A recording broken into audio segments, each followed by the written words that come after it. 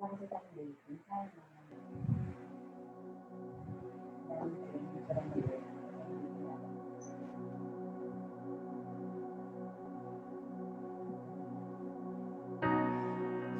na bang magagawa? Hindi ka ba nagtataka? Paligid ay tahimik, ngunit di payapa. Marami ang nangangamba, ito ba ay matatapos pa?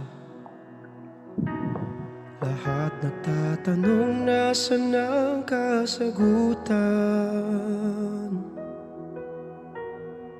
Paano na bukas makalawa? Paano pag ang hirap ay hindi ko na kinaya? Paano ba tayo magkakaisa sa panahong malayo sa isa't isa? Hanggat may nakikinig sa panalangin, di mawawala ang pag-asa natin. Ikaw at ako, babangon tayo. Sama-sama lahat ay susulong. Basta't tayo'y magtutulong-tulong. Lilipas din, matatapos din ang dilim. Manalangin, manalangin, manalangin, matatapos din ang dilim. Manalangin, manalangin, manalangin, matatapos din ang dilim. Lahat ay may magagawa, magbigay, magpaubaya, palitan ang alitan ng pag-unawa. Malay mo bukas makalawa, ang hirap ay sama-sama natin kinaya. Paano kung tayo'y magkaisa sa panahong kailangan ng isa't isa? Hanggat may nakikinig sa panalangin, di mawawala ang pag-asa natin. Ikaw at ako, babangon tayo.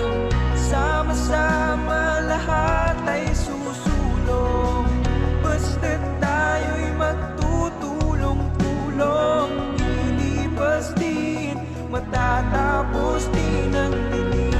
Manalangin, manalangin, manalangin, matatapos din ang dilim. Manalangin, manalangin, manalangin, matatapos din ang dilim. Basta't tayo'y magtutulong-tulong, sama-sama lahat ay susulong. Di mangangamba, di matatakot, matatapos din, lilipas din.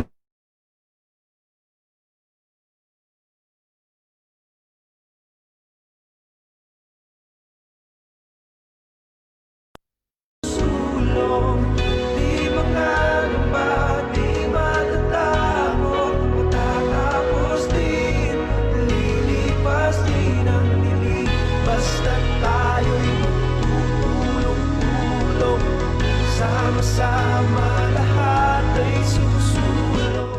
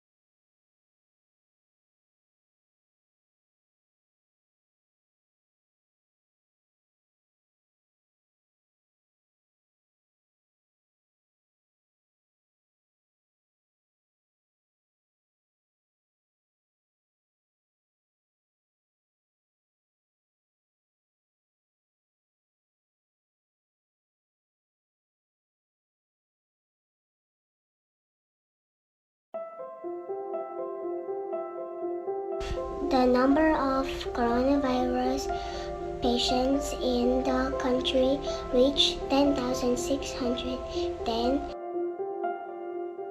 1,991 health workers are infected with COVID-19 with 34 deaths to date.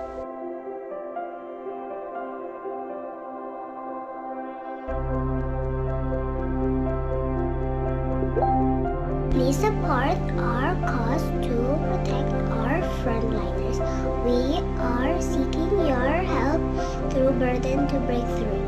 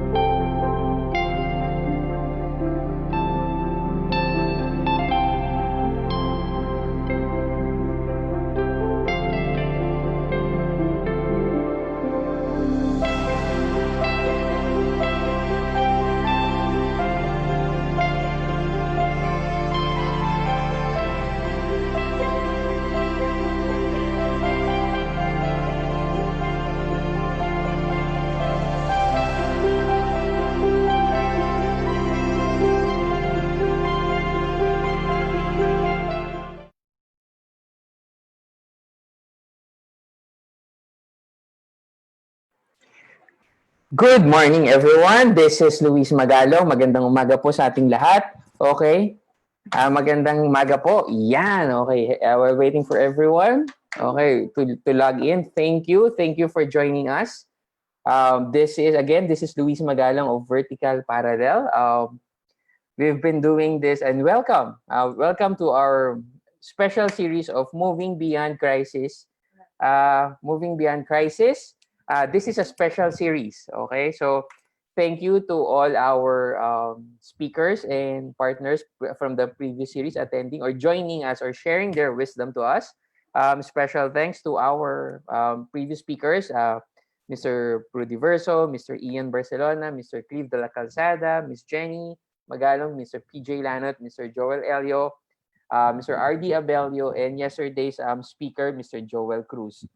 We appreciate the efforts you've shared. And since this is a special series, kung mapansin niyo po, we have changed the time slot. But also, since this is a special series, because Vertical Parallel has been doing the professional and live trainings and webinars. But this time, we wanted to feature a special series wherein it is most one of the most requested and discussed topics. This especially magpapasokan na, no? So welcome again to our special series entitled Home or School, Homeschool, Understanding the Home-Based Learning.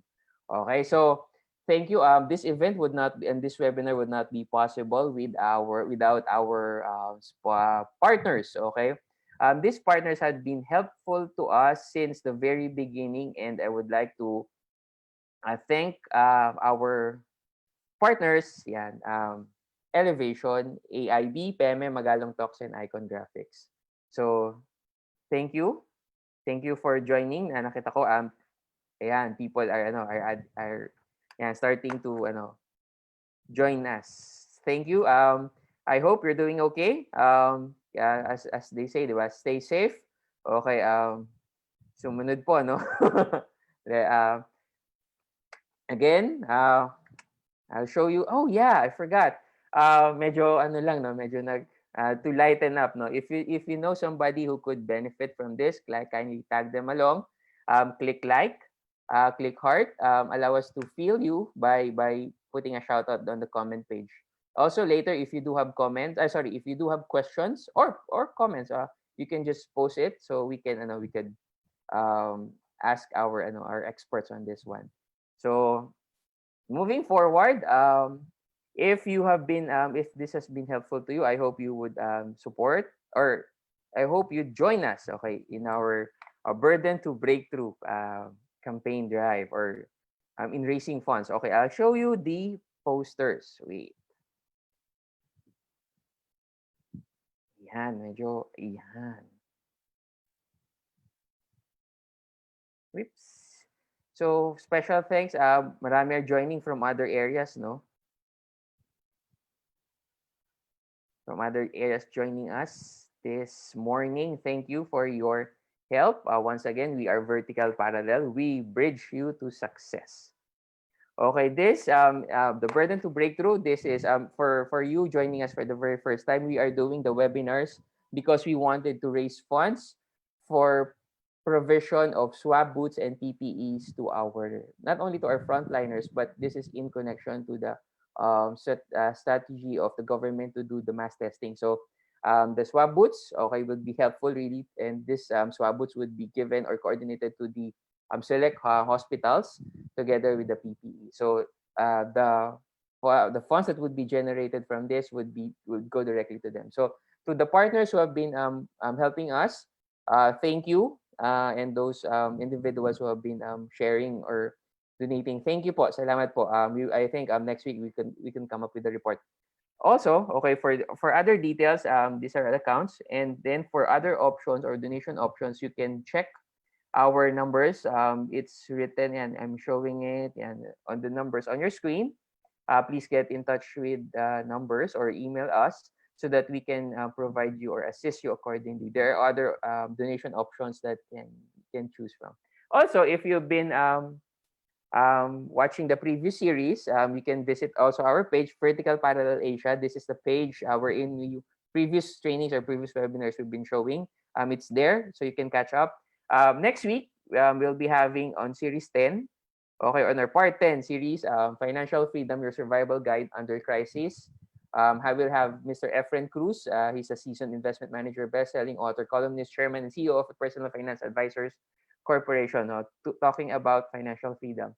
So today, since this is a special series, oh yeah, by the way, every day you can visit our page, okay, as we post some posters. Ito po yung ginagawa natin, no? So we are posting some encouragement posters that you can share with your friends or families, or share on your timeline, as we help each other encourage one another. Yan. Parang siyang redundant, but it's the consistency of the care. All right, so paki-hashtag na lang po yan, #moving beyond crisis, or #burden to breakthrough. Again, if this has been helpful to you, please help support our burden to breakthrough. Sabi nga nila in finance, di ba?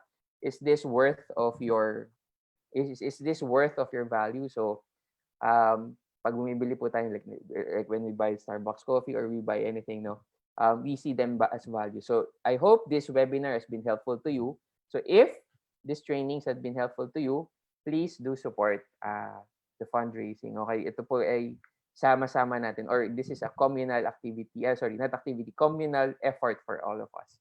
Again, thank you for first time joining. I am Luis Magalong, and I'm glad that you can join us today. So, since this is a special series, we have masterclass. Please visit our page. These are the masterclass we'll be having for the next couple of weeks. Just visit our page. So I'll try to discuss it later. So yan. This time, okay. Special series. It's entitled Home or School, Homeschool, Understanding the Home-Based Learning. So I was supposed to discuss with you the wireframe, but I basics. So we did when we were doing this, or when discussing this previous days or last week, we were thinking of doing this. Before it came to mind, before it was so concrete, we were thinking, paano ba talaga for the educators, for the teachers, or the teachers. Since yesterday, we have participating groups, and the bulk of it are joining us today are the teachers. So thank you po sa pagsama niyo po sa amin. So going back to the wireframe, we were thinking, ano ba talaga yung gusto natin i-discuss, or ano ba yung gusto natin itamaan, or we wanted to have this kind of discourse over the type of the school learning, or the type of the your ano ba yung what's homeschool and what's the traditional school of, or is there a bridge on it, or how can we migrate it into, or how can we merge it into one full learning experience. So of all the people, I think ako po yung pinaka least na may may knowledge on this kind of home-based learning. But my family and I are doing this for a year pa lang. But I hope you'd appreciate our session for this morning. So without further further ado, allow me to introduce our first speaker today.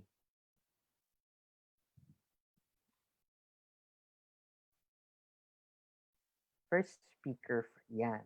Okay, our first speaker is a homeschool parent for 17 years. Ang tagal na, no? Okay, so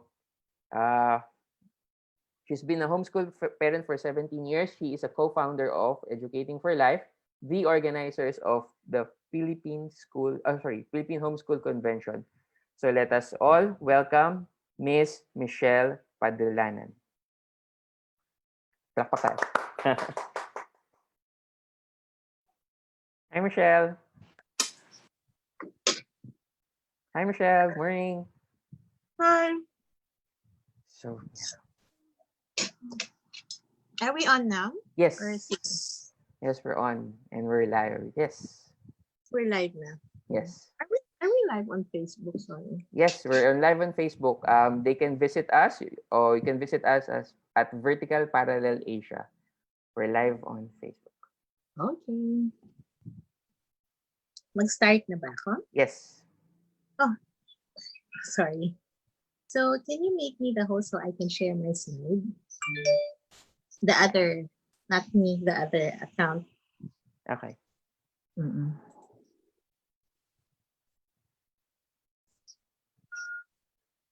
Not the other account? Yes, the presentation. Yeah, it says here host disabled. Oh, wait, sorry. Yeah.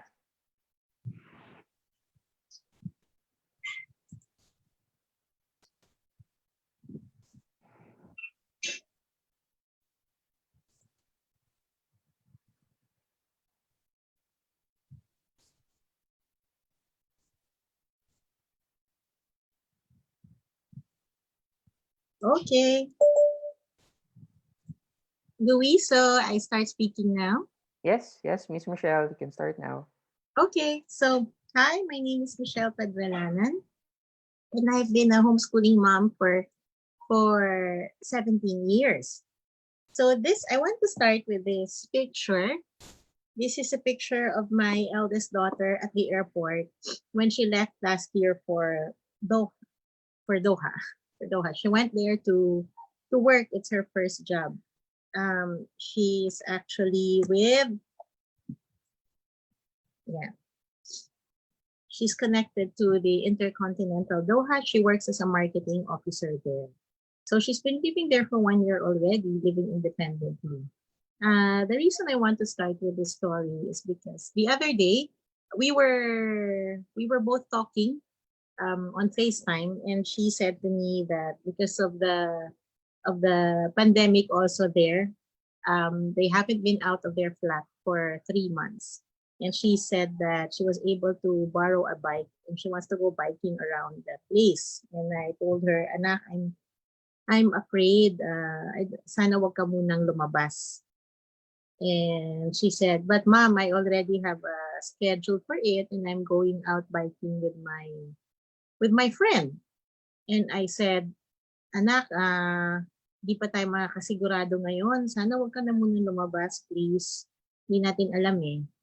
And so, we said goodbye. I don't know kung natuloy siya magbike or what. A few days later, I learned, hindi nga talaga siya lumabas magbike. What's the reason I'm starting with this story? This daughter of mine is already 25 years old. And this is what homeschooling has been for us. This is one of the main benefits of homeschooling. It's that as a parent, I am still my daughter's main influencer in her life. I homeschooled her from grade 1 until she graduated high school, and then she entered college. So I'm still the main influencer in her life, even if she's been living there on her own, living independently. When I said, please, huwag ka na munang lumabas, sinunod naman niya. Although a few days later, nagbike din siya. When she asked her cousin na nagtatrabaho sa hospital kung okay lang. So this is me. I've been married for 25 years to my husband, Bill. We have 4 children, 4 here on earth and 1 in heaven. We've been homeschooling for 17 years. Only my eldest daughter has experienced going to school when she was 5 years old, and all the rest of the kids were homeschooled from birth. I'm a co-founder of Educating for Life, the organizers of the Philippine Homeschool Convention. But of course, my most important role pa rin is to be a wife, mother, and homeschooling mom.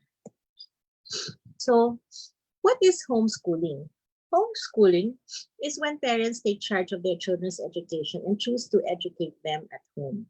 This is a progressive movement that began in the 1970s. It is actually preparing your children for the real world, and it's based on their interests and skills rather than following a one-size-fits-all curriculum. This is one of my favorite authors, Homegrown Kids by Raymond and Dorothy Moore, and he said that providing warm and understanding responses to your children's hearts accomplishes far more than pressuring book knowledge into their minds. This is one of the, and he also said, the first education should be the harmonious development of the child's physical, mental, and spiritual powers. So why did we choose to homeschool? One, I'm going to talk about reasons that come from our faith in God, and later on I'm going to talk about reasons that are not coming from the Bible, so that you can take it. If you believe in the Lord, you can take this. If not, then there are other reasons why people homeschool their children. The first one is this: Deuteronomy 6:4-7. This verse says, "Hear, O Israel, the Lord is our God, the Lord is one. You shall love the Lord your God with all your heart, and with all your soul, and with all your might. These words which I am commanding you today shall be on your heart. You shall teach them diligently to your sons, and shall talk of them when you sit in your house, and when you walk by the way, and when you lie down, and when you rise up." So this one, in the Old Testament, the Lord says that parents should be the ones who are the first teachers, actually the only teachers of their children. And what do they teach them first? That they shall love the Lord our God with all their heart and with all their soul and with all their might. And how do they teach them? They should teach them diligently. They should talk about them. They should talk about God and His ways when they are sitting in the house, when they're walking, or when you're driving in your cars. Dati wala pa naman kasing cars. When you lie down, bago kayo matulog, o pag nagpapahinga na lang kayo, at paggising nyo. So, anong ibig sabihin nito? Araw-araw, lagi-lagi yung tinuturuan ng anak ninyo. Okay? And then this is the favorite of many homeschoolers. Train up a child in the way he should go. Even when he is old, he will not depart from it. Ito yung basehan ng kwento ko kanina about my daughter who is already almost 25 years old. And yung training niya that she got from me, hindi yon nalalayo sa kanya. It's the reason why when nung nagpaalam siya na mag-a-apply siya ng trabaho sa ibang bansa, takot na takot ako na aalis siya. Iiwanan niya kami. Pero napag-isipan ko talaga na naturuan ko na tong anak ko na ito. Para saan pa yung lahat ng itinuro ko sa kanya kung hindi ko rin siya i-release. So, kahit na masyadong masakit sa amin na mahihiwalay siya, we have just released her so that she can find her way. Because I believe that I have already trained her so that when she is old, she will not depart from all our teachings. What are other reasons to homeschool? Some parents love that there is freedom to customize according to their child's needs and abilities. There is flexibility of time. They are not, the children are not subjected to the time, the schedule of the school. This is like the daily going to the school. We call it the morning, yung tyranny in the morning when everybody's hurrying up to leave the home so that they can get to their school and the parents can get to their office on time. The children are not subjected to this kind of tyranny. They can also ignite the love for learning instead of just parang puro task-based lang. Ginagawa nila yung mga textbooks nila and they get grades from that. Pag nag-homeschool kasi tayo, there are many other ways for our children to learn. They can investigate the world around them, learn from real life. And so, nagkakaroon talaga sila, nagde-develop ng love for learning. And then they learn how to seek for other sources of education. So that pag sila na lang, pag meron silang gustong malaman by themselves, they will know where to look for it. And para sa akin, ito yung isa sa pinaka-importante. When we're teaching our children at home and we're focused on building up their character and passing on the values that are important to us, we're actually contributing to the building up of our nation. Because of course, we are teaching our children that they will become, they will grow up as good citizens of this world. When you homeschool kasi, the family bond is strengthened. So that contributes to the society already. And they're contributing already to the building up of the nation. But then these children that we are growing up, that we are developing, they can also contribute to the nation and to the world in a positive way. So that's one of the most important for me. That's why I'm homeschooling. So did homeschooling work for us? Nakita nyo kanina yung I started with my eldest daughter. Sabi ko, she was nagpunta na siya sa Doha. When she graduated from college, she was a magna cum laude when she graduated. And she was also the batch valedictorian. Sabi ng iba, pag nag-homeschool daw, baka hindi marunong mag-socialize or hindi sila sociable. Pero hindi naman ito totoo kasi as you can see, she was popular among her peers. She was voted for the College Student Council. And she was also part of the AmCham Philippines Business Leadership Program and many other leadership programs actually after that. My second daughter, who is in college right now, she's a consistent Dean's Lister, on track for summa cum laude this time. And she is also part of the UN, United Nations, the UNWTO Students League. There is a team in their school that's a part of this UNWTO Student League. Their team is already top 21 in world rankings. We are the only representative of the Philippines to this competition. But in East rankings, they are top 10. This is a worldwide competition. This daughter of mine also won the essay competition of Manila Times last year. So, if you want to learn more about homeschooling, please join me in my Ready to Homeschool. This is a two-part webinar about the what, why, and how of homeschooling. You can go to bit.ly/ready to homeschool. This will be on June 18 to 19, 2020. And this is so that I can teach parents how to homeschool. The learning fee for this is $750.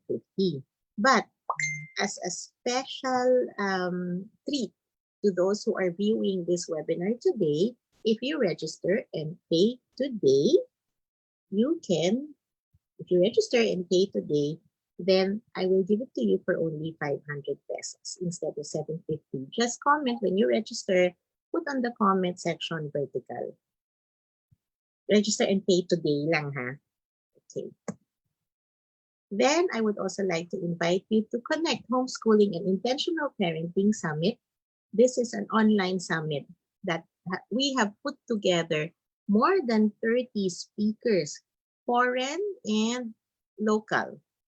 These are homeschooling advocates, homeschooling parents who can teach you about how to homeschool your children. And they are also going to talk about intentional parenting. This will be online on July 3 to 5, 2020.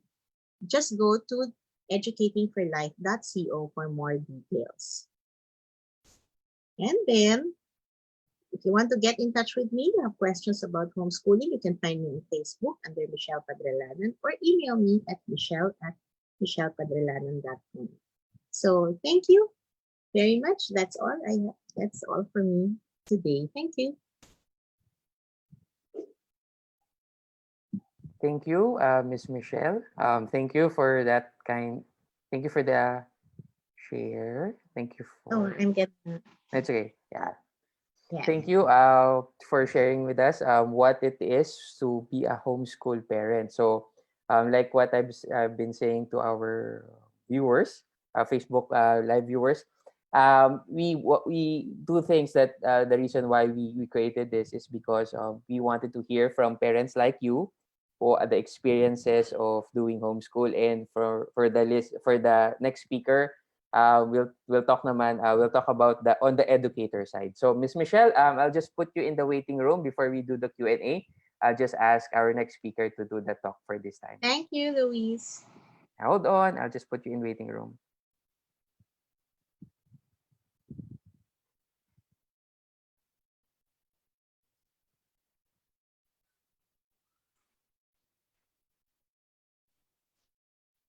Hello, Sir Great. Hello. Hello, Sir Great. Yan. Okay na ba? Yes, okay na. I've introduced, we've discussed friends who is viewing it right now. If this is the first time to join us, welcome. We are Vertical Parallel, and good morning.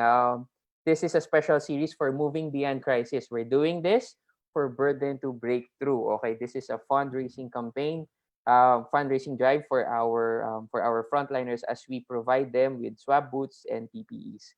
So, guys, as I've mentioned earlier, we would like to hear two sides today. So first is from the parent who have done homeschool. So that's why we invited Miss Michelle. And this time, we would like to hear from Dr. Great Mabuti to talk about on the educator side, what it is. So also, if you do have questions, please put it in our comment section. Okay, on the comment section. So especially for the parents, if you do have questions, if you do have comments, please put it on the comment section. Okay, nagkamali po ako. Hindi pala page. Yan, sinabi sa akin ng aking segment producer, ng script writer. No? Oh. So, anymore, welcome to the people who are joining us. Sir Great, ano po tayo, no? Marami po ang viewers natin from Quezon Province. Welcome po, Isabella. We also have one from Jakarta, Indonesia. Wow, layo And then we have from Davao Occidental, from the Greater Manila, GMM, from Antipolo, from Aklan. provincial areas, and we also have from north to south na po tayo. We have Tarlac, we have Nueva Ecija, all the way to Davao. Okay, so we have also from other countries joining us. So, Sir Great, I'm leaving the stage. You may proceed na po with your talk. Okay. All right. Magandang umaga sa inyong lahat mula north hanggang south and even outside of the country. Okay. My name is Dr. Great, and then actually I am an educator, a professional teacher, and at the same time a long-time principal. But you know what? When my children were born, me and my wife, we decided to homeschool them right from the start. So with that, I'm going to give you a perspective of what homeschooling is and how you can actually integrate some principles of homeschooling inside the classroom. This is for educators and also for parents. Let me just share my slide with you. Okay. Sorry. Okay.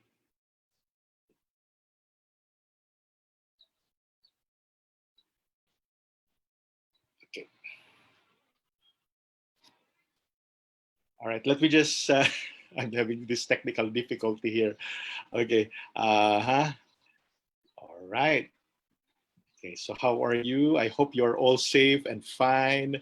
You know what? It's not easy actually to to provide education these days. This is actually the new normal, as they say. And when we say that this is the new normal, okay. Okay, can you see my screen? I'm not so sure if you can see my screen. Yes, we can see it now, Sir Great.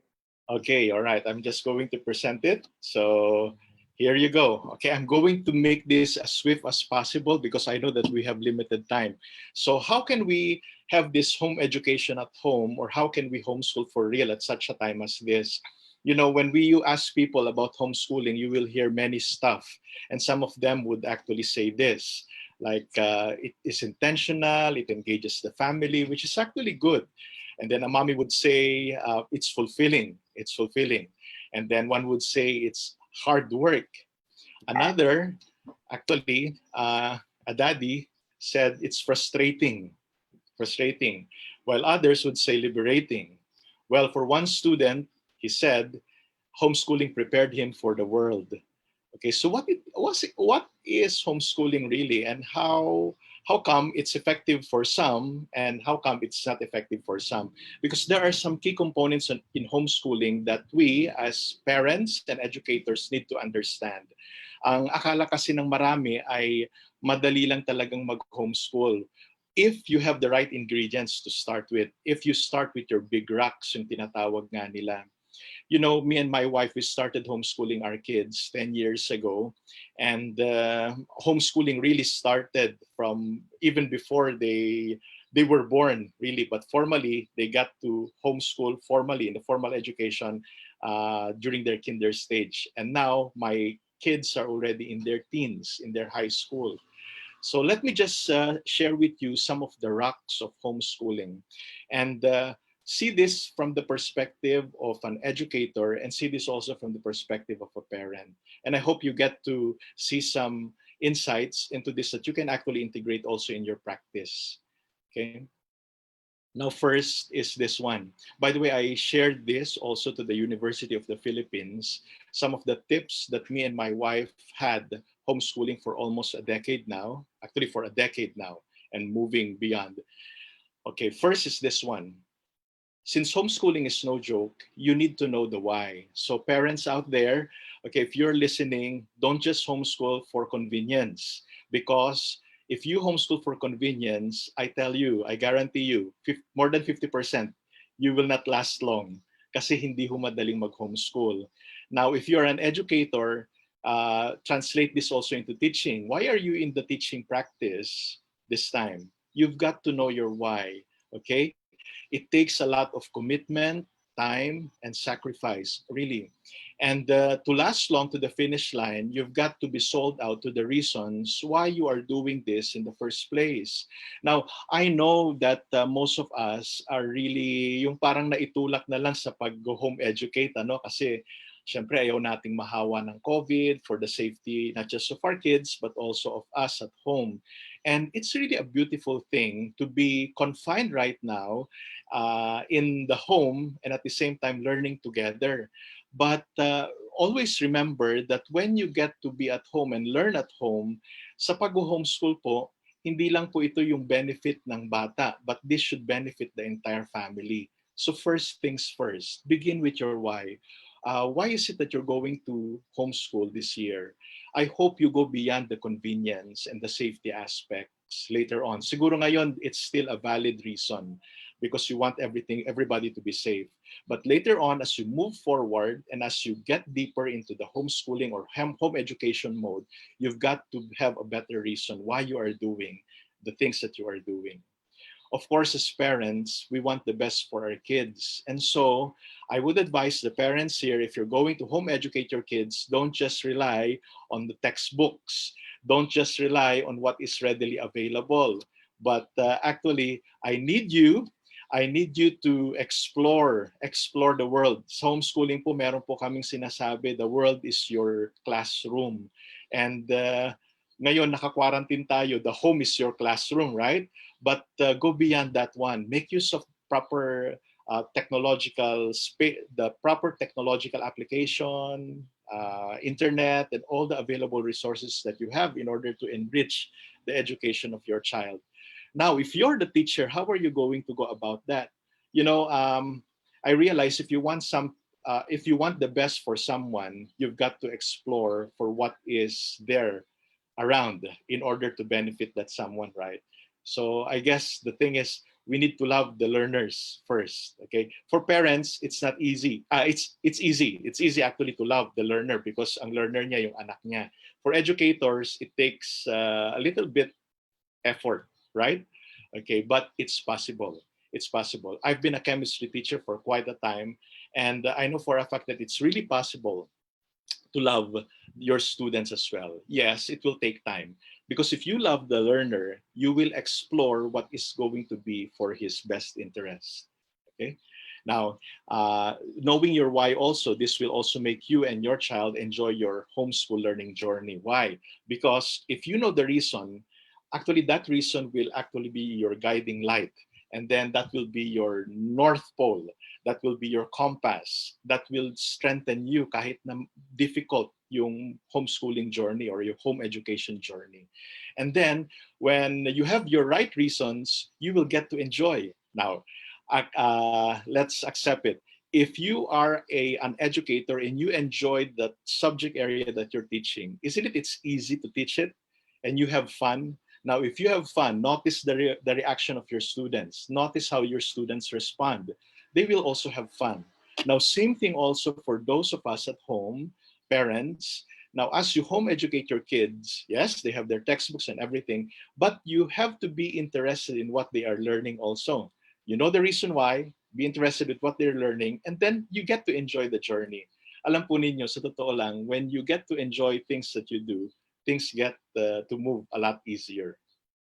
Okay, so first, this is why. Another is this one.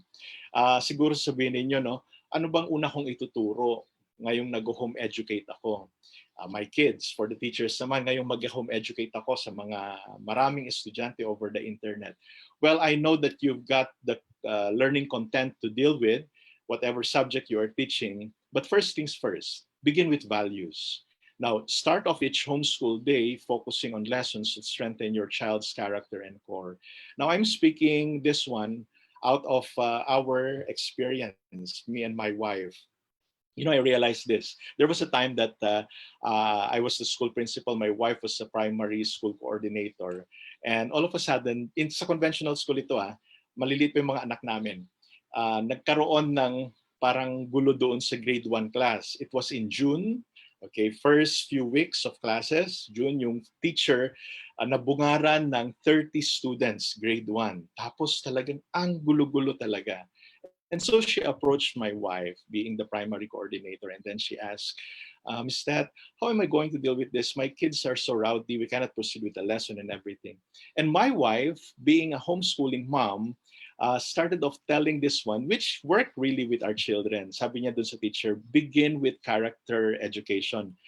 Teach them values first. Why don't we do it this way? Let's meet the parents and then just pause for 1 month. Just focus on character building for 1 month. Sabi ng teacher, but Miss Ted, we are going to be delayed with our lessons. What about our targets for the first quarter? Let's just see. Let me talk to the parents. So there was a parent meeting, and then my wife got to talk to the parents, and majority of the parents agreed, but not all. Now guess what? So 1 month, character building, purely character building activities ang ginawa ng mga bata. Kung meron mang lessons, kaunti lang. Okay? Talagang intentional sila character building. Were they delayed with the lessons after 1 month? Yes. Okay, on the onset. But you know what? After the first quarter, second quarter, third quarter, nakahabol yung 30 students. Okay? Now, what's the secret there? Because when academics come in much easier when the teacher takes care of the children's character. Okay, that is true for homeschooling, and that is true also as I have tested with my conventional school experience in the classroom. So if you want the academics to come easy for your kids to love, okay, deal with their character first. Yung values na na-imbibe nila, yung perspective nila, yung attitude nila. Alam po ninyo, marami kayong ma-achieve when you get these big rocks already in place. Okay? So values first. Okay. Now, you cannot teach what you do not have, right? It's not easy to teach values if you don't have it. So my advice to both parents and educators here who are actually involved in the transformation of the society through the education of these children, begin with yourself. Whatever you want to share to your children, to your students, I encourage you to actually begin it with yourself. Yes, it's not easy. It's not easy. And I am not saying that it will be, okay? But you know what? There are some fulfilling aspects that you can actually learn. Sabi nga ng wife ko alam mo honey, if there is one thing that I appreciate about homeschooling is this one. Tumatalino ako habang tinuturuan ko ang mga anak natin. And I've heard a lot of homeschooling parents said that piece also. Mas na-appreciate daw nila yung mga subjects na sana ganito ko natutunan itong mga subjects na to when I was younger, yung mga ganun ba. Now for us teachers, I know it's not easy to deal with a lot of students, but I've realized also as an educator that if you begin with yourself, teaching yourself the things that you're going to teach others, it becomes more and more authentic. And children these days, they can actually spot who is telling the truth and who is not, who is authentic and who is just a phony. Now, if you are a teacher, you don't want to end up someone who is known to be someone teaching something that you are not living, right? Okay, now, we are in for something that will impact not just this generation, but the rest of the generations to come. Sabi nga ni Mahatma Gandhi, if you want to change the world, start with yourself. And I believe this very much. Now, let's go to number 3. Okay, I only have 5. So I'm down to the last 3. Get well-rounded. Don't just focus on the academics. Okay, because these days the academics can actually, you can get into the details of the academics, but don't lose sight of the why. Why are you teaching it in the first place? No? Okay, don't just focus on it, but get well-rounded. Educate your child or your learner holistically. Nurture these 4 aspects. Marami pa kayong pwedeng idagdag dito, pero these are the things that I deem very important. You nurture his intellect by teaching him the subject matter. And then you nurture also his stature. Okay, these days, if you are quarantined inside the home, you may neglect physical development. And sa panahon ngayon, bawal po talagang magkasakit kasi yung mga nagkaka-COVID po, yun po yung mahihina ang katawan. So dapat palakasin natin ang katawan ng mga anak natin.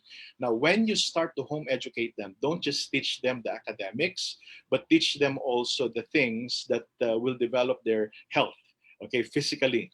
So you have to exercise. Sunshine is really important. If there is a time that you can actually get to walk. Okay. Yung mga anak ko talagang squat thrust, jumping jacks almost every day. Talaga. And we are monitoring their weight specifically. Lalo ngayon, marami pong mga juvenile diabetic po ngayon. Okay. So stature also, because what your mind can conceive, the body can achieve if the body is healthy. Ito pa po, nurture his walk with God. Of course, regardless of your denomination or your religious background, we have the God who created the heavens and the earth. We have the God who actually created us, who loves us, and who is all powerful and all knowing.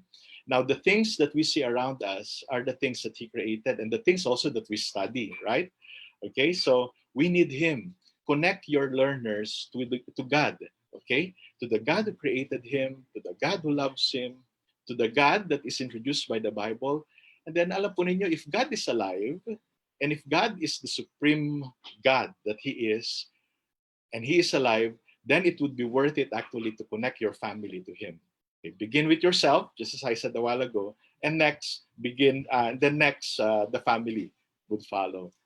Okay, you know, I realized this one in homeschooling and home education, there are a lot of modeling that parents and educators need to do. And I can say it's tough. Okay, it's tough. But praise be to God. In spite of my weaknesses, my frailties, and even my failures as a father and as a teacher, as a school principal, I am glad that there we have a God who forgives and who walks beside me, who takes me by the hand.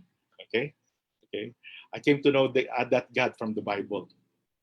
Also, nurture your child's social skills. Lalo po ngayon, since we are dealing with people online, there are some online etiquettes that our learners need to learn.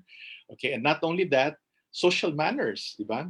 Begin with manners, yung etiquette nila at the table, how to talk to their parents. Naku, napakaganda ho kapag ka naririnig ninyo yung mga anak ninyo na nagsasabing, maraming salamat po, magandang umaga. Yung mga ganun, ano? Yung merely saying welcome. Yung, pagka nag-thank you ka, mag-welcome sila.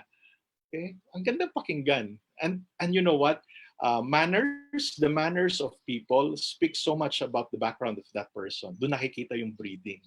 Okay? So what I'm saying is this one. Yes, academics are important, but then make it well-rounded. Make the home education well-rounded. Number 4, make your child a problem solver. Yes, you have to teach math, language, science, and all the other subjects. But when you do that, okay, you teach those subjects with the reality of I'm going to learn these subjects in order for me to solve real life problems. Okay? So kasi talaga naman po bakit nga ba tayo nag-aaral? In order for us to solve real life problems, di ba? Na hindi ho talaga nauubusan. Okay.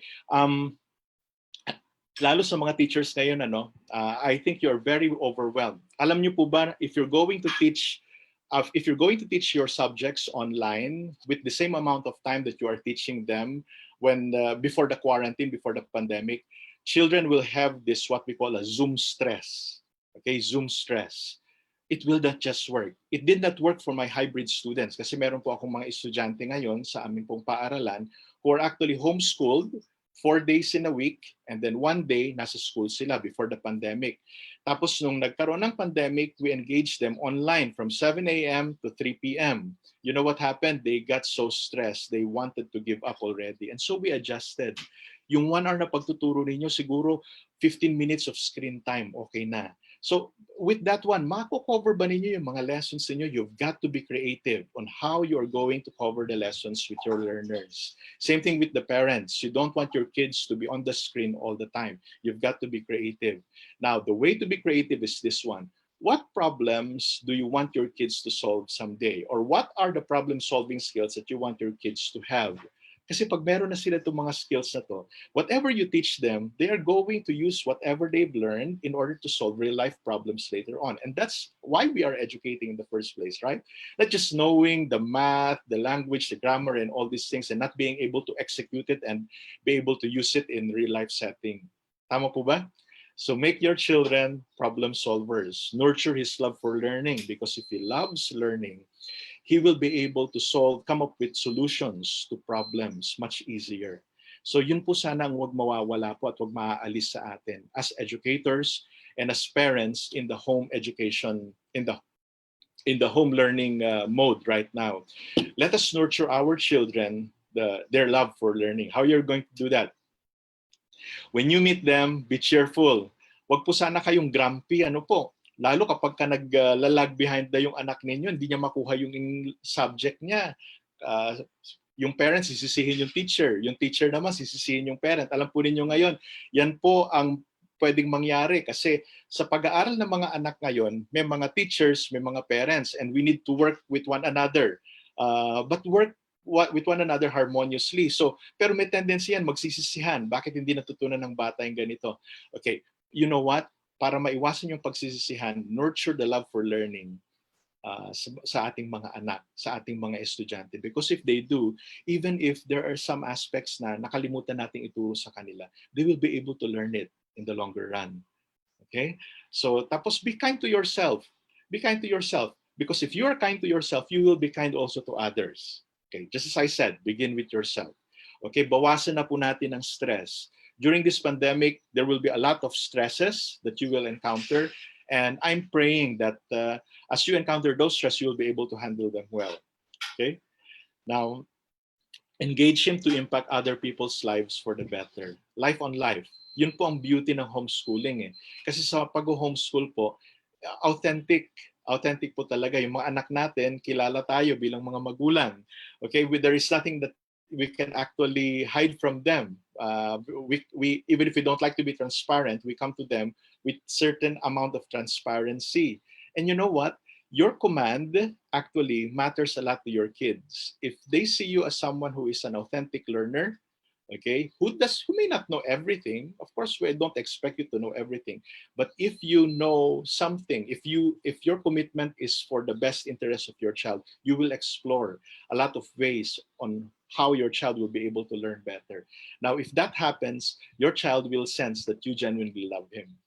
Okay? Tapos pag nakikita niya na human being din pala yung teacher ko, human being din pala yung parent ko, you will get his cooperation as well. Now, life on life.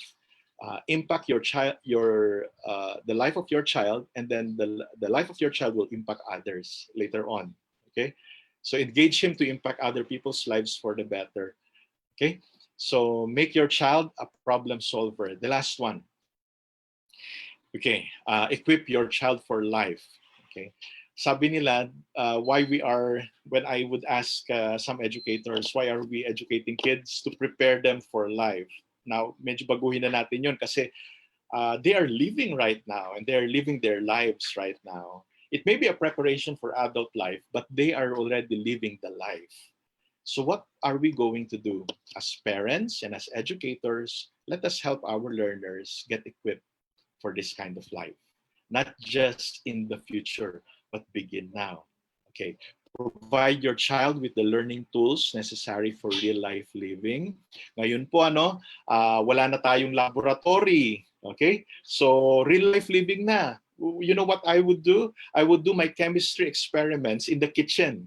Sabi ko sa mga anak ko, alam nyo ba anak, ang culinary and cooking, that is the chemistry of food. Tapos, when they cook, kapag nag-turn orange yung crab, okay, that is chemical change. Yung mga ganun ba? The principles that we've learned in the textbook, you have to translate it now in real life setting because that's how we are going to do education. This is school year. Okay? Real life. Okay? Teach him skills to include cooking, chores, how to handle stress, arts, leadership, carpentry, caring for others, and much, much more. Now, kung titignan po ninyo itong mga life skills ito, saan yung subject ipapasok yan? Nako, sasakit ang ulo ng mga subject teachers ngayon. Okay, para hindi po sumakit ang ulo ninyo, okay, bakit nyo nga ba tinuturo yung grammar na yan? Hindi ba para makapag-communicate ng maayos na English o Filipino ang ating mga bata? Now, why don't you make use of that one in real-life conversation? And then, put there caring for others. And then leadership. Tama ho ba? If you're going to teach math, okay, how are you going to teach math in carpentry? Measurements. Di ho ba? Okay, you know when you apply these academic principles in real life setting, you are actually teaching authentic learning, something that the 21st century educators would really love to have at this point in time. Okay, teach your learner also to serve. Okay, serving makes wonders. Character development is actually much, much more enhanced and honed when people serve. Meron po akong mga kaklase noong college, when they get to serve others, they became more humble. And that is true also for me. When I get to serve others, I become more humble. Now, won't you like humble kids to grow from your home? Or sa mga teachers naman natin, lahat ng online students ninyo at the end of the school year, they will be humble people, humble learners, di ba? That's really a fulfilling.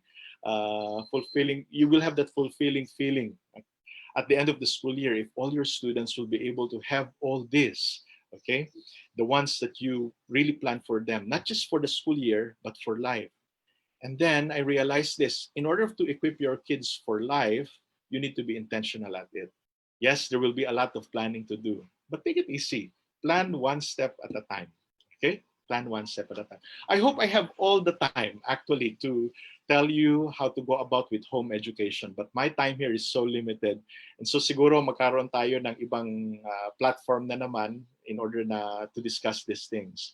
Now, whether you are a home educator as a parent or home educator as a teacher doing online classes, be aware of this one. There is no homeschooling or home education method, one method that will work for everybody. Okay? Your method may be good for some students, but it may not work for others, even if they belong to your family. For parents, yung pagtuturo ninyo sa anak ninyong panganay may not work sa pagtuturo ninyo sa pangalawa. And so you have to explore. So I would recommend that we all be learner-oriented. Now, when I say learner-oriented, other schools would actually put it this way, learner-centered. Pero ako kasi, as an educator, I would say Christ-centered, learner-oriented. Okay? Christ-centered kasi lahat naman ng create ni God, yun ang pinag-aaralan natin. Math, biology, chemistry, and all these things. Okay? The study of God's creation. Learner-oriented is when you take a look at the child and then see him from his level. Okay, meet him at his level. Kung matalino kayo sa math at di matalino sa math itong estudyanteng ito, meet him at his level, because that is where impact comes. Okay, you don't just enforce your way. You have to be creative enough in order to lift this child from where he is and place him somewhere into where he should be.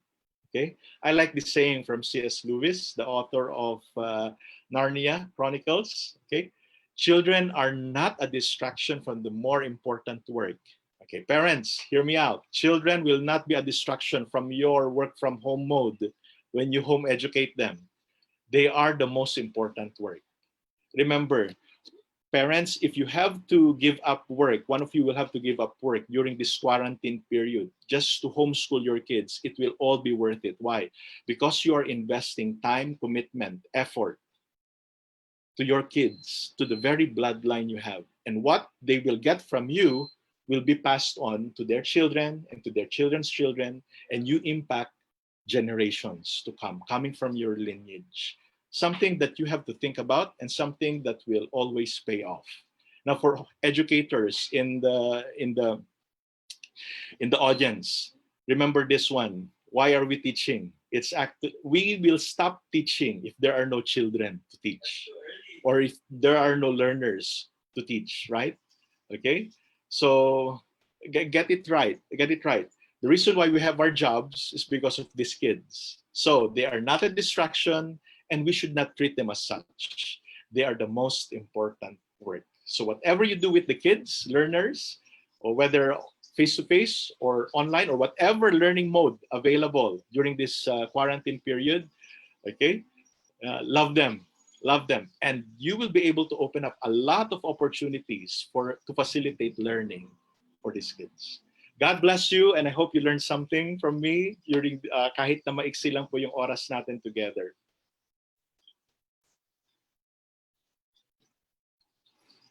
Thank you so much, Luis. Thank you, sir. Great for sharing. Sorry, it's 15 to 20 minutes. Thank you, sir. Great for sharing some insight, sharing the experience on the side of a parent, and also mostly for the educators. No, so like what I mentioned to our audience earlier, no, kulang po. I think kulang po yung isang oras for us to discuss these things.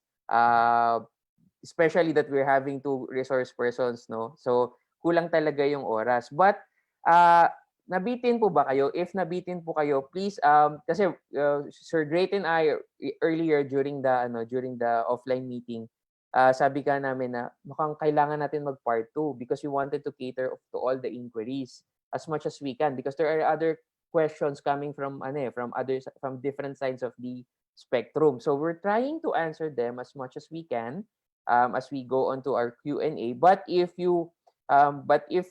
this has been helpful to you, please click heart. Okay, click heart para po naman malaman namin na this has been helpful to you. Click like also or click on the comment section, no? Please write present para maramdaman namin kayo.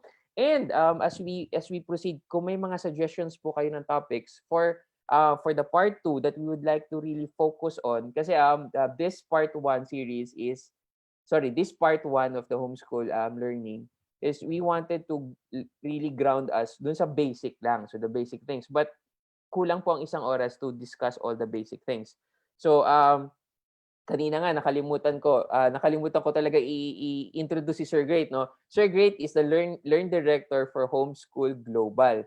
So if you want to catch him, he is in you can visit the Homeschool Global Philippines Facebook page para po malaman niyo yung mga ginagawa nila as an educator or as an system, okay daw, yung Homeschool Global System.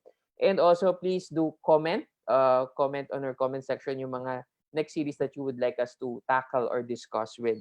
So let's para po sa part 2 natin. So Sir Great, sandali lang, no? I'll just ask Miss Michelle to join us in for our Q&A. So please do like and click heart if this has been helpful to you. Please tag individuals para po makatulong po. Later po, dun sa mga viewers na hindi nakaabot, you can watch our published video later. So I'm just going to ask Miss Michelle to join us for the Q&A. Hi, Miss Michelle. So, Hi, Luis. Let's para po sa part natin. So, yan. So, we will proceed to our Q&A portion. Marami po ang pumapasok ng mga questions. So, we're trying to screen them. Sabi nila, ayan, may nagsabi dito, gusto pa nilang marinig si Miss Michelle do sa parent side. So, you can catch her. I'll show you the posters na pinakita ni Miss Michelle earlier. So, you can catch her. So, we'll proceed na po with the Q&A. Sir Great, Miss Michelle. So, first question is, how do I organize my home to conduct homeschooling? We're trying to screen them. Miss Michelle? Ako ba? Ipo-pause ko lang. Medyo confused ako. Nakikinig ako dito sa laptop ko, dito sa live. Okay. So, maganda talaga na sa bahay, meron talagang set na space para sa ating mga anak para makapag-aral sila. A table in a well-lighted space. Ideally, that's how it works. But you know, the funny thing is, my kids actually don't like to just study on the table. They study most of the time in bed. So because they want to stay in bed most of the time, meron kaming mga, call that one, yung laptop table, or yung actually sa amin parang yung plank na lang na gano'n, na pwede nilang ipatong doon yung kanilang mga notebooks, or yung mga gamit nila nakapatong doon. So sometimes sa table, pagka talagang nag-writing yung mga bata, kailangan nasa table kami. Pero pag yung mga, when we're reading, we're just doing recitation, memorization, anywhere in the house, on the bed, on the couch, kung saan komportable. That's how we do it. Thank you, Miss Michelle. I think itong question, we'll direct this to Sir Great. Sir Great, do you have a lesson plan or curriculum? Actually, it's important that you have your curriculum, at least the curriculum.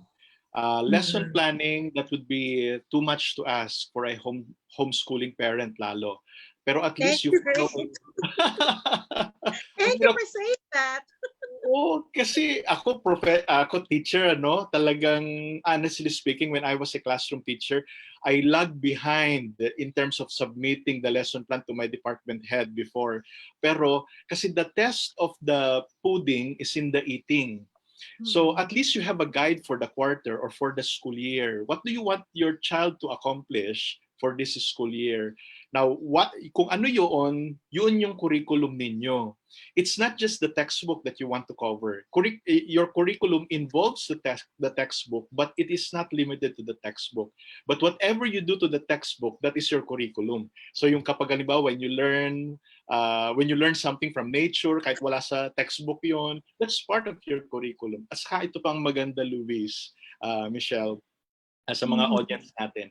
Now that everybody is in the home education mode, you can actually insert in the learning topics that are already in place, the things that you want your kids to learn extra, and the things that you value as a family. Okay, so yun. Luis? Nandyan pa ba si Luis? Nandiyan pa ba si Luis? Nag-freeze na yata siya. Okay, pero we're still live. Alam mo, Grace, I just wanted to add na, yeah, you should have a plan for like the school year, kung ano yung mga gusto mong matutunan ng anak mo. Pero keep it a guide, a loose guide. Kasi diba, ang dami nangyayari sa atin. Don't let it be your parang that's your ano ba? Yun yung ruler or what? Wag, kasi mahirapan yung parents, di ba? Pero the other thing that I'm telling parents right now is that kasi ang hirap. Kanina we were talking about it, na ang hirap ngayon, ang daming pressure sa atin, yung working from home. Diba? Ang hirap. And so one of the things really I can see na pwedeng ituro ng mga parents para hindi na sila masyadong mahirapan sana is to teach the kids what they're already expert in. Ano? Would you agree? Oo, diba? Kasi alam na nila eh. They know already kung ano yung trabaho nila, let's say. They're working in IT through ano nila, kung paano mag-code, through ano nila, gumamit ng computer, mga ganun. Turuan na nila. Kasi yun ang alam na nila. Oo, diba? At saka diba in the olden times naman, yung mga career ng mga anak, yung career ng magulang. Kasi diba? Yun ang ipapasa nila pagka IT yung magulang, di IT na rin yung anak. Pag teacher yung magulang, teacher, that's how diba? that's a family contribution to the world. Apprenticeship. Apprenticeship na yan sa anak nila. Para sila rin, hindi masyadong mahirap, di ba? Turuan na nila kung saan na sila expert. Yun ang magandang maipasa sa mga anak nila. Hindi po sila masyadong mahihirapan. Ang importante naman is that the children come out of this na they learned. Right? Yeah, that's true. Very true. Michelle, I'm not monitoring our chat via FB. Baka gusto mong basahin na yung mga tanong dyan para kung live pa tayo, kung live tayo. Nalobat daw si Luis. Nahihirapan. Teka, sige. Let me check the questions. Okay. Ano nangyari? Natin to. Okay. Pero I believe we are still live. I can see it here on my iPad that we are still live. Oto, meron isang question, Great. How will you assess? Naku, nawala. How will you assess the student's behavior at homeschooling sa distant learning modality? How will you assess? Maybe ikaw ang sasagot niya. How will you assess the student's behavior at homeschooling as distant learning modality? Oo. Actually, ito lang yung experience namin during the pandemic dun sa school. In terms of yung student behavior online, medyo mahirap i-monitor yon. But during your conversation with the student, that's the time that you can actually gauge if the student is behaving right. Okay? Alam ninyo, ang mas makakapag-monitor niyan at makakatulong sa mga bata would be the parent who is actually inside the home. So there should be, I would suggest that there should be an ongoing cooperation between the school and the home, the teacher and the parent, whenever we engage our kids in online learning or online homeschooling. I think si Luis is back. Yan. Sorry. Go. Okay. Luis. Sorry. We continued our talk. Oo. It's okay. Thank you for I've already taken over. thank you for covering in my absence. I'm so sorry. It's okay. Okay. We Yeah. enjoyed So, discussing thank naman. you. So We shifted, no? We shifted online. Medyo, this is the first time it happened, so medyo kinabahan ako. But thank you for covering on my behalf. That's the reason why we have the, like what we said sa homeschool, sa homeschool is yung communal effort because of those kind of things na in absence of the other talagang somebody would really step up. And si Miss Michelle and si Miss Michelle from now on, tsaka si Sir Great has been my go-to persons. So this is the first time, first year namin na ginawa yung yung homeschool for a year, and my experience as a parent.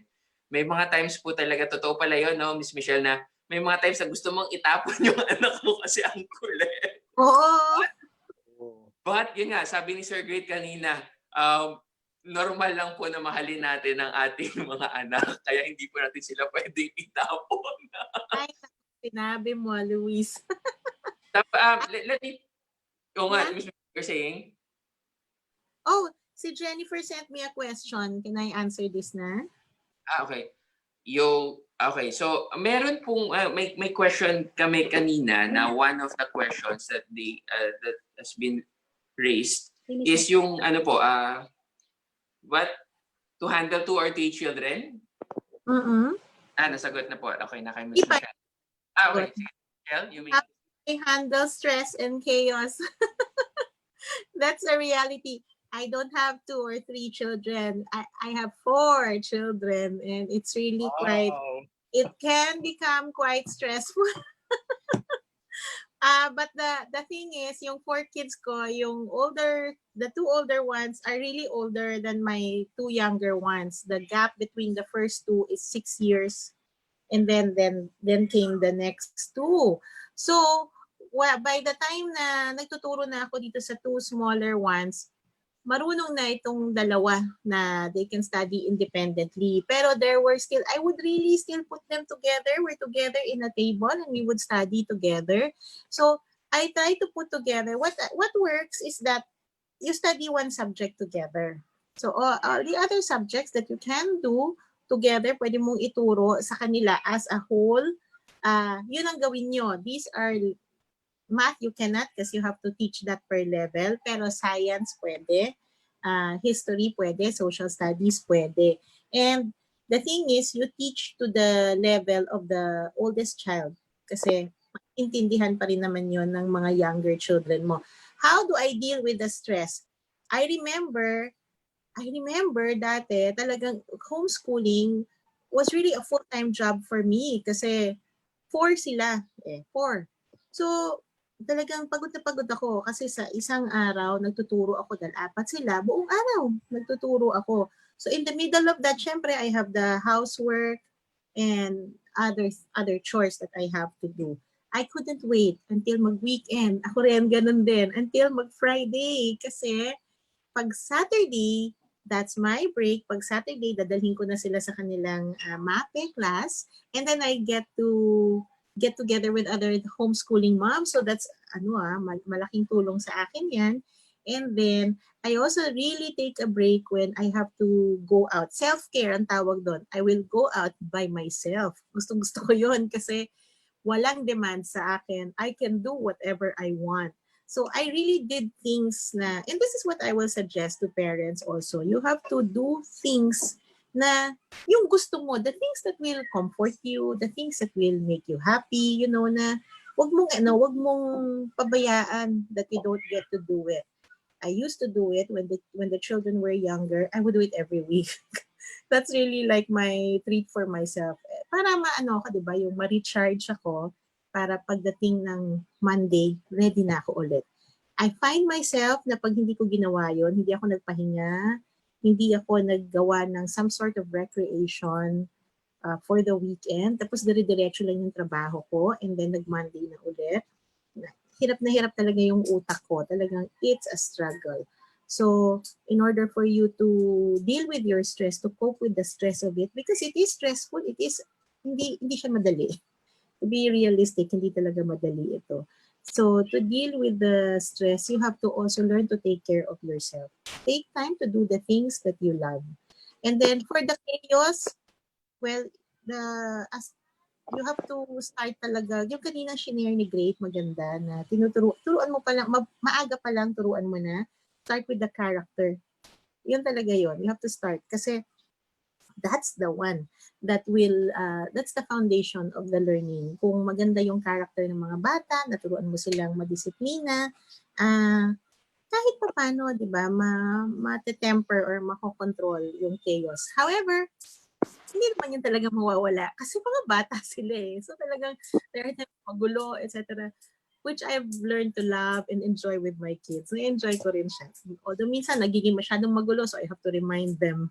Hanggang ngayon, ganun pa rin sila. Okay, thank you, Miss Michelle, for sharing that. May mga questions pa dito, no? But because of time constraints, magtatanghalian na po. Hindi ko po we can't answer them all, but we'll answer them off air.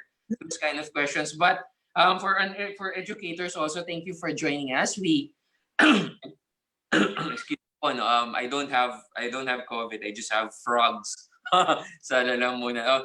But to the teachers, thank you for your passion and commitment. Saludo po kami the homeschool parents are really we just want to honor these teachers, no, these educators. You've been very the changes that you've encountered, the transitions. Alam po namin na mahirap yon. So we really appreciate you.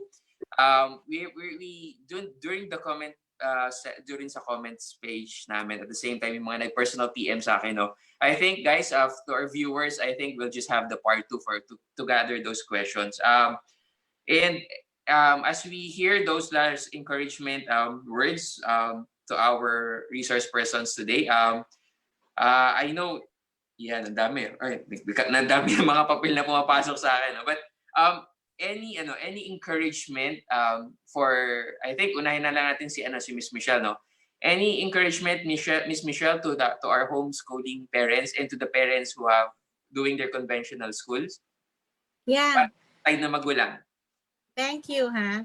I want to encourage the parents right now. Kahit na nasa kakaibang panahon tayo eh. And we're really under a lot of pressure. We have pressure from working from home. We have pressure from having to provide for our families, and then we have pressure from having to educate our children at home. Yun lang, I want to encourage you na kahit na ganito yung time, consider this as a precious time. Diba? From pressure to precious. Consider this as a precious time. Kasi ngayon lang naman nangyari ito na lahat tayo nandito sa bahay eh. This is really a time na pwede niyong i-take advantage. Take this opportunity to have more of an impact on your kids, to love them more, to teach them. Wag niyo masyadong huwag kayo masyadong magpa-overcome sa stress and sa anxiety. Ang priority pa rin natin sa panahon na ito ay ma-survive ang pandemic and for our children to learn. So, this is a really precious time. Love it. And just embrace this time. Yung mga ibang nakaka-cause ng stress, kung pwedeng huwag nyo nang pansinin, huwag nyo na munang pansinin.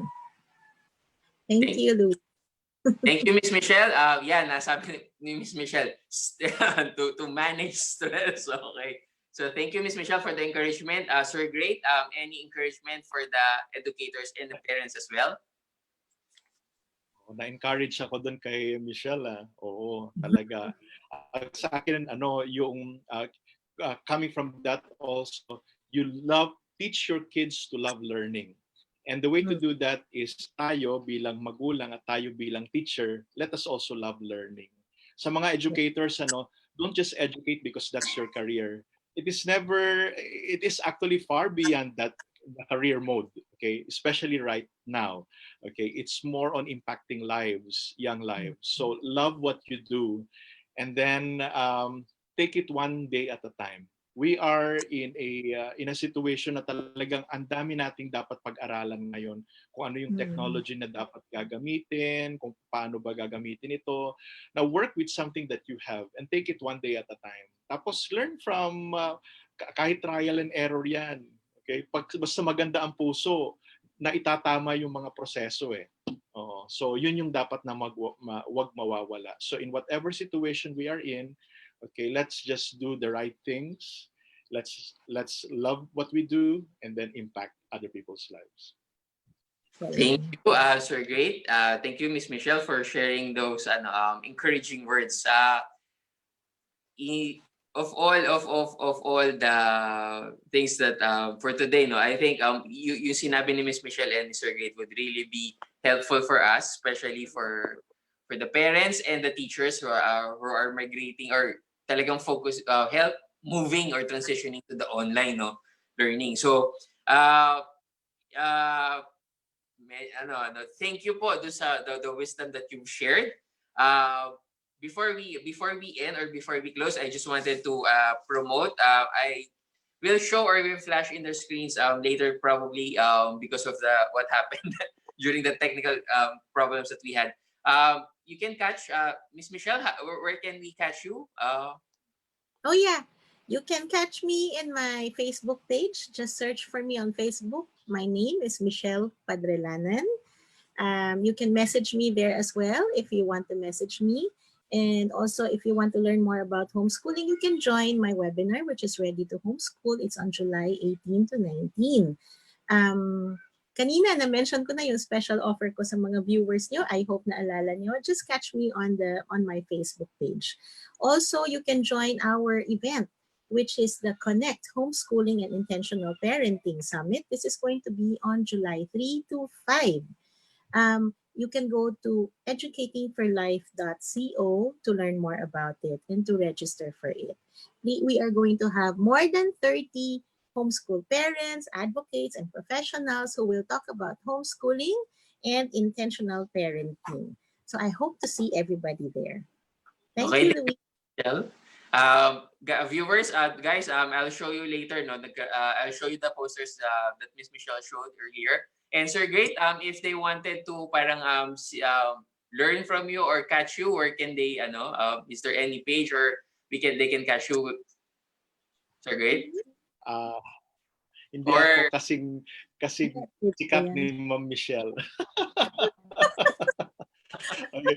But then if you I will let you know, but do get in touch with Luis.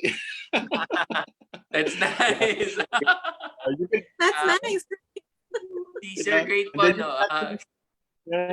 And then you can actually visit our Homeschool Global or Homeschool Pilipinas also for some information if you want to homeschool with us. And however we can help you. Okay. Thank you, Sir Great. Thank you, Miss Michelle, for sharing these insights and sharing your experience.